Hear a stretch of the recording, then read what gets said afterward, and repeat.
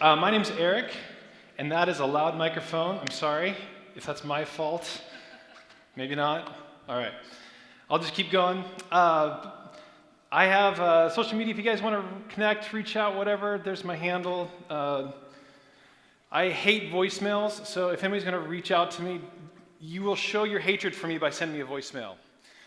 So connect with me on there if you want. But anyways, my name's Eric, and I'm going to share with you today the greatest lie I have ever believed. I grew up in Portland, Oregon, on a 26-acre farm, which Portland, Oregon was not the cool place it is today. Like, people move there, I'm like, why? It rains 300 days a year. I moved to California, I'm like, I don't ever need to go back there to live permanently. But I grew up there on a 26-acre farm, and at a young age, I was cursed with the gift of ideas.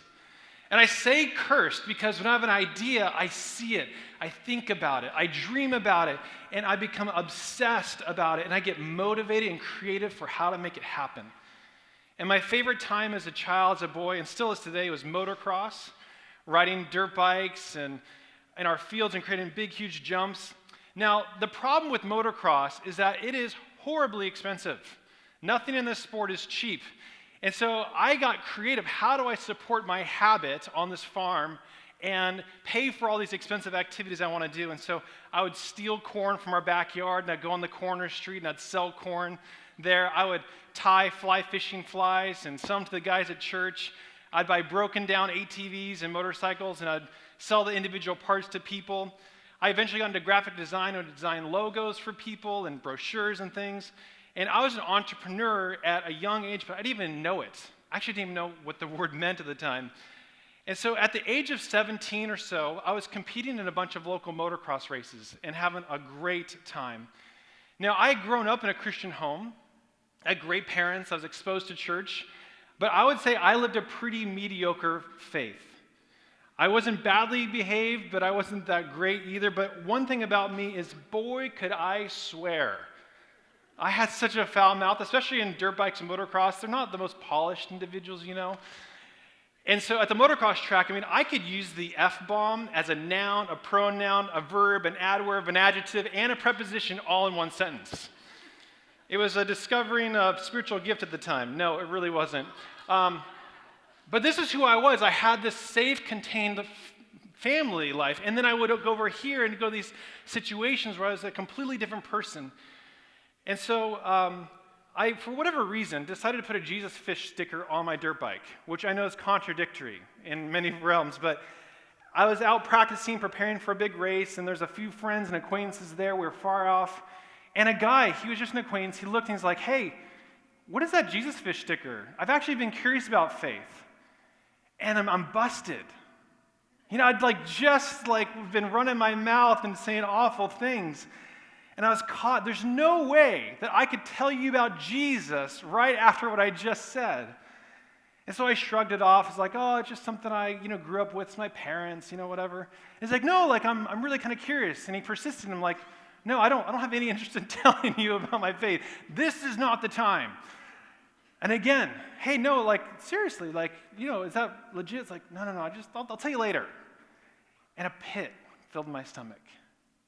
It's too bad a roaster didn't crow right then, because I literally felt like Peter at this exact moment. And so the topic moved on, and so we just kind of moved on. I just felt terrible. And the next week, we're getting prepared for this big race. And the night before, I feel like, man, I shouldn't go ride. I can't explain it. I never was afraid.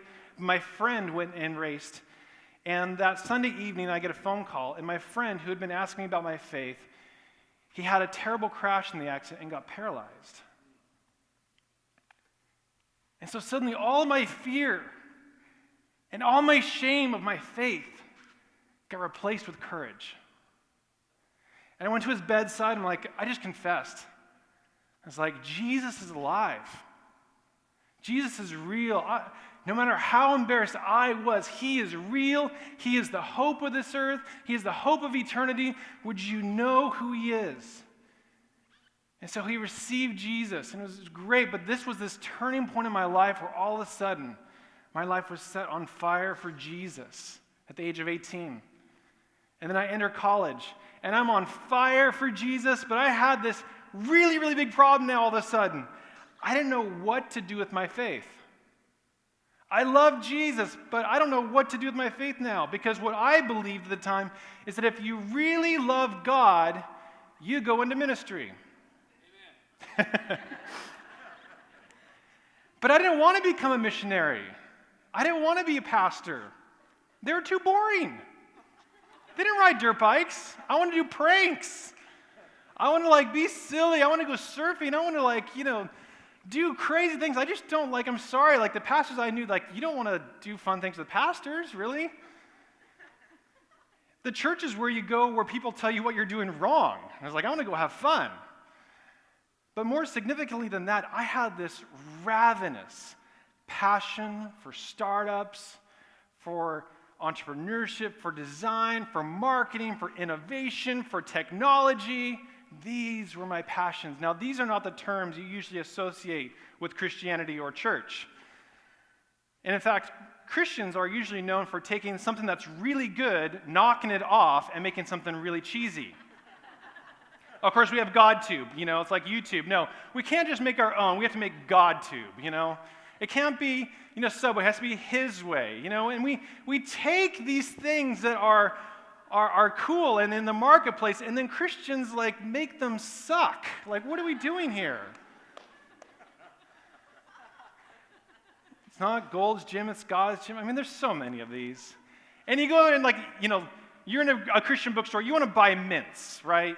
You can't just buy a regular mint. No, they have to be testaments, right? Oh, shake my head. Can you blame me for not wanting to go into ministry? But what I realized is that my passions and giftings were incompatible with my faith. But the trajectory of someone who really loves God, who's a passionate follower, the trajectory of that person is for ministry. And this is where I believe the most damaging lie of my entire life, that I must choose. Do I choose ministry or do I choose marketplace? It's either or. This is the way I come to believe it, that there are those who are in ministry, and then there are those who pay for those people. The way I come to believe it is that if you're not in ministry, then your responsibility is to go earn the money to pay for those who are, because you obviously don't love God enough. And so there's this invisible line that we have drawn in our minds, that we associate in the kingdom, that we've made serving God, really serving God, your sacrifice, this all or nothing. You're either fully in the ministry, you're fully serving and loving God, or you're full heathen, fully in the marketplace. Because you can't serve both God and money, right? So all right, so I guess I'll go serve money? This isn't fair. I couldn't decide. I just knew that what ministry was offering me was incompatible with my giftings and strengths. At least that's what it was for me. And so I decided that I can't let my ideas, my giftings, my passions and strengths, and entrepreneurial spirit go to waste in ministry. And so I chose marketplace. And my responsibility, I took it upon myself. I just all right, my role is to go make as much money as I can and give it to people who really love God more than me. And so with my mind made up, my senior year of college, I started my very first company called Vision Launchers. It's a company that starts companies. Ha-ha! Figured it out. Taking all my passions of design, technology, innovation, I'm going to help other people get their startups off the ground. And over the next 5 years, I helped launch, grow, start over 200 startups and companies. So much fun. And during that time, my wife and I started going to a church. Now, I'm fully into I'm in business, this is my calling. And so we go to a brand new church, and it's the very first service. And a bald man walks up to me and says, "Hello, my name's Eric Waterbury, and I want you to know that you have an anointing for ministry on your life." Okay. First, that's weird. Second, you're using words I don't even know the meaning of. And third, you got the wrong guy. It's and all there's no such thing as prophecy, and you're bothering me in every dimension I know, And so I just like completely what is that about? I just like completely am terrified by it. And we just kind of move on. But like those words, they stuck with me. It's like, wow, something about those words like awoken something in me. So a couple years later, the economy takes a dive. And I had a lot of spare time because when the economy is in the dumpster, no one wants to spend money to start new companies, which is a problem when your company starts companies. So I went to a couple nonprofit clients, and at the time I asked them, what is your biggest challenge and headache, and what is something we can fill our time with? And they said, the donation process is really terrible. Like how people donate, it's expensive, it's clunky, it's not customizable, and all these things. I'm like, all right, cool. So we spent a few months trying to build this new donation technology, widget, software on the web. And so we did it, and it really worked, like to our surprisement. Like we were like, that wasn't supposed to work that well, but they used it, they loved it. And so then I went and was catching up with a friend in Southern California, and his background was in event promotion. He was running this nationwide event series and taking out big stadiums and doing events. And so we were catching up, and he's like, what are you working on? I was like, I built this little donation widget, and it's really doing great. And he's like, oh, that's really cool. He's like, do you think it can like do something for an event? I was like, sure, why not? Like an event registration is just basically a donation. You just don't get to pick the price, right? So, yeah, why not? So we came together and built a software tool that was for events and fundraising together. And we started like really small. But over the years, we grew. We actually got a legitimate office with a ping pong table and beer keg and lots of other Christian activities in there going on. But and then we grew some more. And so we rebuilt the software, and we added to our team, and we rebuilt it some more. And we grew and grew and grew and grew. And so finally, we've got that team. Actually, one more past that. There's us. And so over the years, like we took this little tiny thing, and all of a sudden, like, wow, we've got an amazing company. And so today, WebConnect's my company that I co-founded with my friend. We power the events and fundraising for some of the biggest brands in the world. It took us our first 5 years. It took us 5 years to process $100 million for our clients. Right now, we process $100 million every 2 months. We do about $2 million every single day through our software. And we service 40,000 organizations, and we've got a staff of about 40. And we have no investors. We have no venture capital. We've got no debt. And we have like this really crazy thing that no one in software or technology even has heard of. We're profitable. It's crazy. What do we do with our profit? We celebrate our employees. In fact, we take all of our staff, their spouses, and their kids, and we take them out of country. I don't know why I got emotional there. It's like, this is fun. It's probably because it's the reward to like celebrate our people. And it's like, it's such a privilege. Like, these are the greatest human beings like I know. And I get to call them friends and coworkers. Anyways. But a funny thing happened in the same exact time when I started this company. Back in the dumpster diving times of the economy when everything was terrible, something happened. There's that word that Eric Waterbury spoke, who he's here, by the way. That word was taking root in me when he said, you have an anointing for ministry in your life. And I'm like, wrong guy. A few years later, I'm like, wait, something is alive now. And so during that season when we had no clients and no money, I thought, what would it be like to do ministry and marketplace? Why not? What do I have to lose? And so I started a ministry called Epic Life. And this is from John 10:10. It says that I've come to give you life and life more abundantly, that life in Jesus should be great, right? He didn't come and say, I'm going to come and give you life and it's really going to suck. No, it's epic life, not lame life. Like we have hope and joy. We've got eternity. We are the hope of glory, a city on the hill. Like he comes to give us great potential for our lives to have a great impact here. And so sometimes I look at like Christians are some of the more depressed people I know. We should be the most hope-filled people. So I was like, I was ashamed of my faith when it was around motocross riders. Like, I want to make something cool, like, let's do really cool things, and let's elevate what life in Jesus is like. And so what we made this about is about transforming what you believe about you, what you believe about God, and what you believe your role on here is. That's what epic life is. If you get those three things lined up, you're going to live a powerful life. And so that was our aim. And so a couple years into that, Eric and I teamed up. I finally got all right, he was right. All right, this is kind of cool. But here's the thing is we did it as volunteers. We didn't say no to our vocation and our jobs and our professions. We'd let's add this. Let's do this, and we're not going to get paid. We had two people who frankly had nothing to lose, and we have nothing to lose.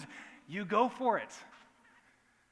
We had no other reason that would hold us back. We are being provided for by our professions, and so allowed us to risk in ministry without fear.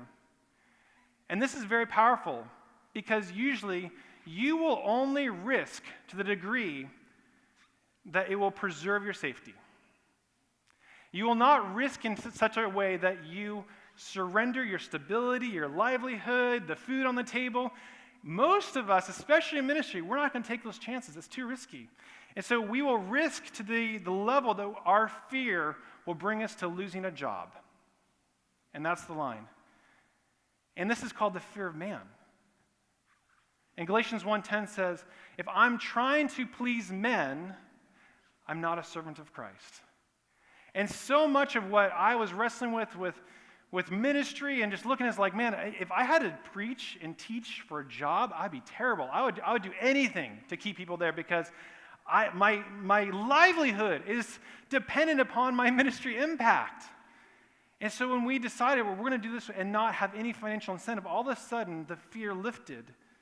And we got to do some really fun things in the process.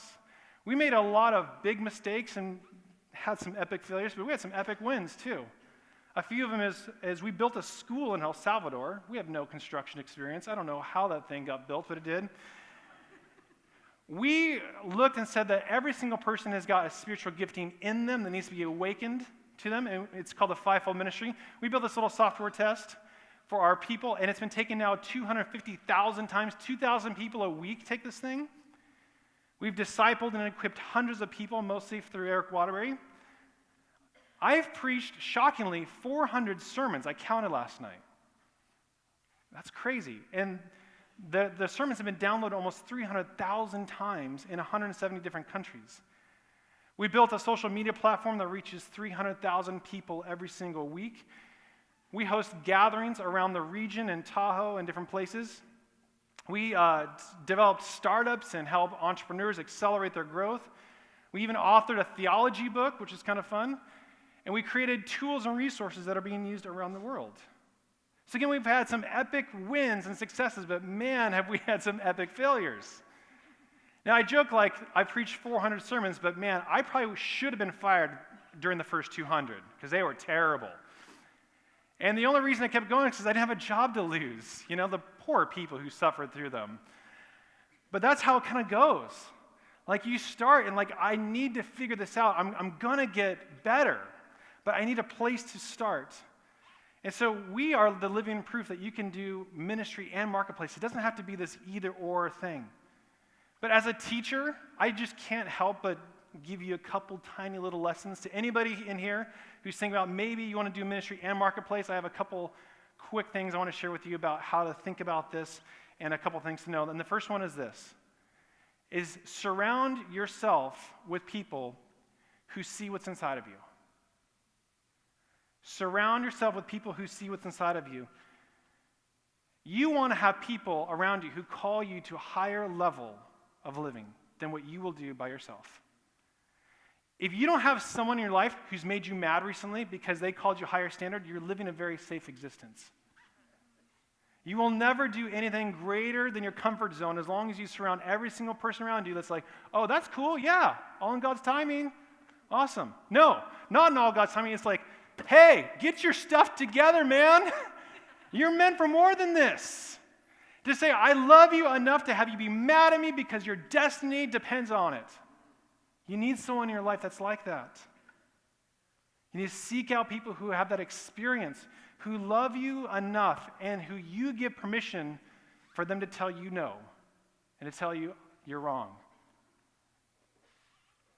Are the people around you speaking life into you, or are they cutting you down? Number 2, reasonableness can kill your calling. Reasonableness can kill your calling.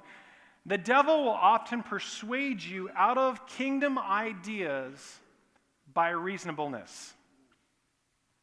I just need more training. I need to get a few more letters after my name. I need to, have more equipping, or maybe it's really costly, or, someone's already doing it. It's very similar, or it requires more time than I can give.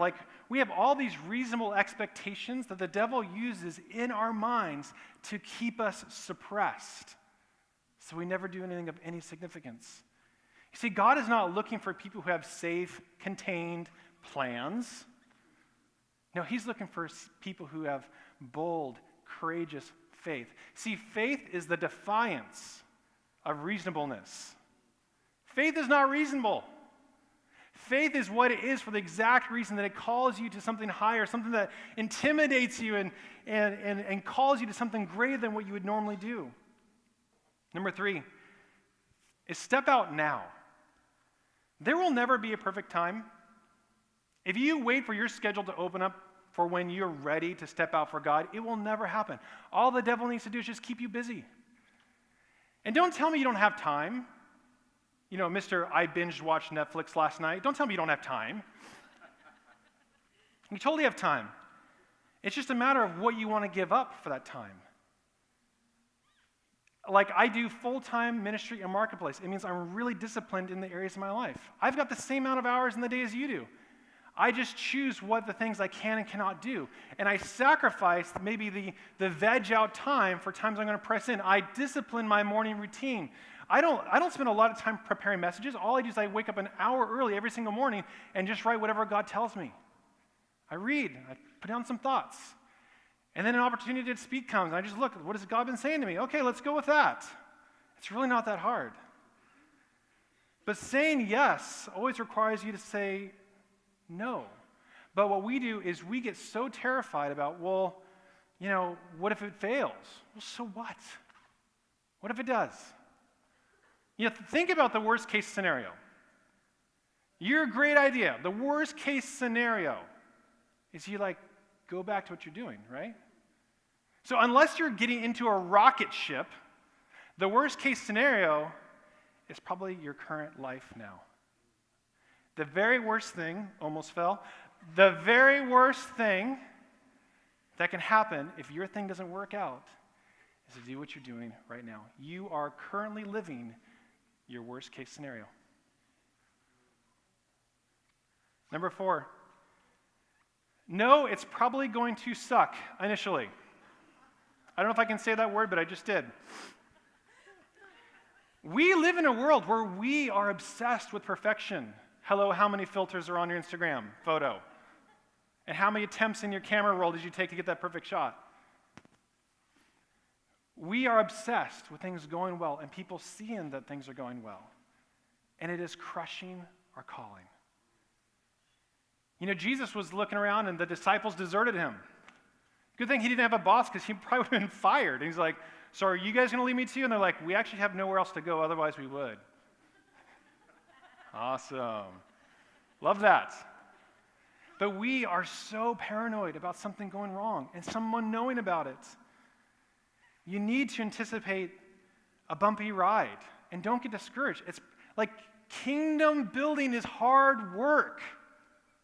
It's going to have times where it's really challenging and really difficult, but it's okay. And again, my first 400 sermons, I still don't feel comfortable preaching, but I've done a ton of them. You think I'd be better than I am by now, but the first 200 or 300, 399, were I would get out the stage and I'm never going to do this again.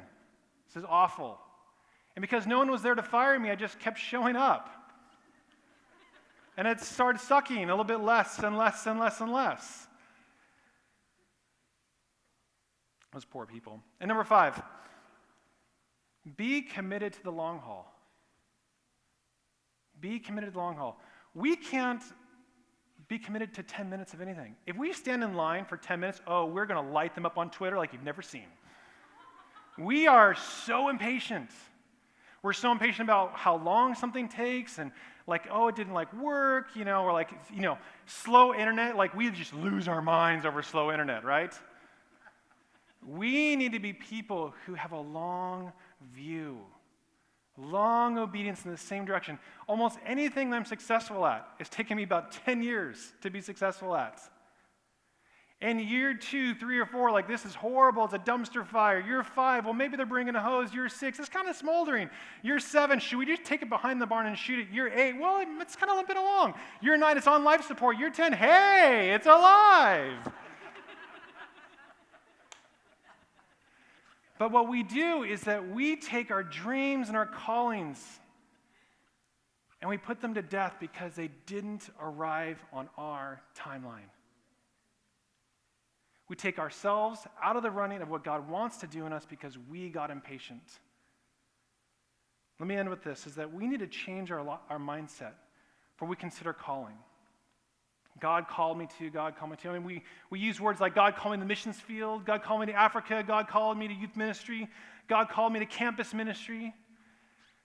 But what if we are actually limiting what God calls us to by those things we say? Is it not possible that God could be calling you to nursing? He could be calling you to physical therapy or computer programming or law and justice, or that God's calling you to engineering or medicine? Why are these not the things that we also say that God's calling us to? It's because we've agreed in our mind that God only calls us to some things and not the others. And I'm here to tell you it's both. I love you guys. Thanks for having me.